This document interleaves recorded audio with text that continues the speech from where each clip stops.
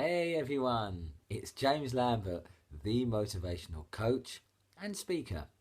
I went from headlocks to hugs. I still embrace people, just now in a different way.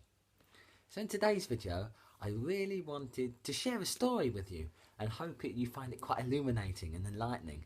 And it's all about how we're programmed. So if I may, I'll share this story. So there was a newly married couple, a young couple, and they were still very, very much in love. It was the early days of their marriage, completely blissfully in love. It was almost as if they were still courting. And they were in the kitchen together one evening, and the wife was preparing a roast dinner. And her husband was just fascinated with her, and he was endlessly watching her, and he was, just besotted with her.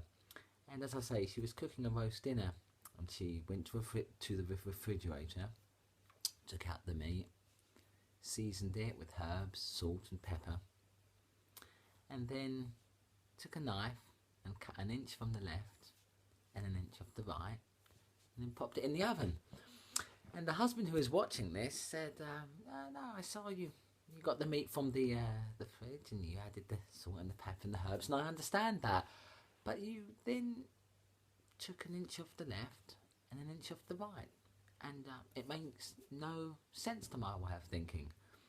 Why did you do that? Why did you do that? And she took great offence, and they almost had their first major argument, because she said, well, that's the way you cook a roast. And he thought, no, I'll let it go. It's unimportant, and other people have far more to put up with, more bigger things with their wives. So I'll let this go. It's unimportant. But in his back of his mind, he wanted to get to the bottom of this. So anyway, they went over to his mother-in-law's the next weekend, and lo and behold, it was another Sunday, and she was preparing a roast dinner. And he actually asked, would you mind if I watch you prepare the meal? And she said, oh no, of course, and felt somewhat flattered.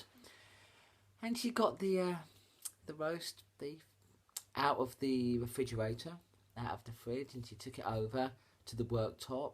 She added some salt and pepper, a bit of herbs, and then she took a knife and took an inch off the left and an inch off the right before popping it into the oven. And the man thought, this is very strange, and he did speak up. He said, again, I understand the salt, the seasoning and the pepper, but why on earth did you take an inch off the left and an inch off the right of the meat before popping it in the oven? And she said, whatever do you mean? This is how you cook it. This is how it's done. And they almost got into a bit of a barney, to such an extent that she almost asked him to leave.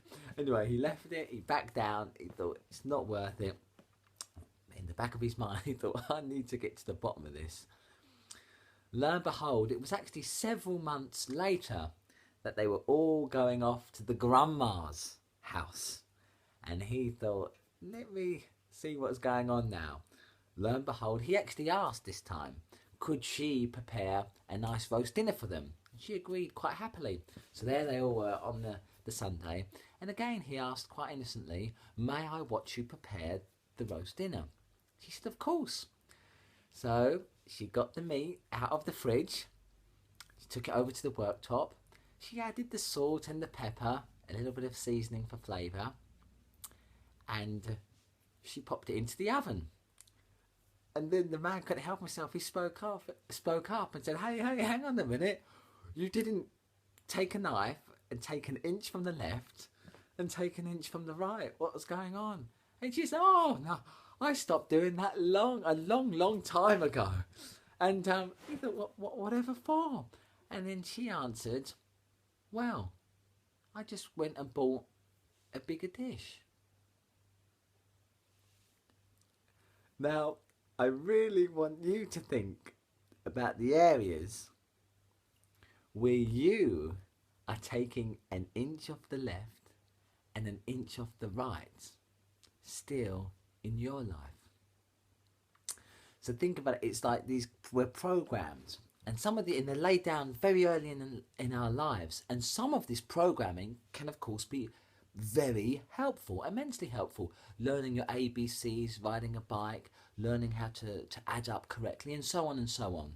But I gently suggest some of this programming is very harmful, nay, unhelpful, and certainly outdated. And it leads me to thinking, many of us, in fact, all of us, we update our phones, laptops, and tablets more often than we do our mental thinking. And that's something to think about. So, where in your life, if you liken the meat of the roast dinner to an old belief or behaviour, where are you doing something in your life just because you've always done it that way? And again, no judgment, but just think about it. Because there could be a particular behaviour or trait. Speaking for myself, it was anger. Now, there was a time, indeed, the company I was mixing in and the jobs and hobbies I was partaking in, anger served me. I used it as fuel sometimes to get the job done. And violence was, for a time, a way of life, certainly in my thoughts, words, and behaviour. So, and in context, it can be useful. But as I say, as I became a more peaceful person and started to interact more and more in society, of course, those old behaviours that, yes, may have been helpful before are redundant at best now, very harmful to both myself and others in the present day. So that's just being honest and sharing that with you. But for you, where are you holding on to old patterns of being, behaviour and thoughts that are outdated? And very much like our computers, if you enjoy like a PlayStation 4, of course it's got a much higher resolution graphic wise and memory RAM than say like an old Atari for my fans of things, or a Sega Master System, or a Commodore 64. The list goes on and on. But you get what I mean. Sometimes we do need to go with the times, and progress is very important. So I hope that story today has been a bit of fun, but also been valuable and quite insightful. So as always, no judgment, but just think about where in your own life that story may be applicable to you and where you can change for the better. As always, you are unstoppable and I believe in you.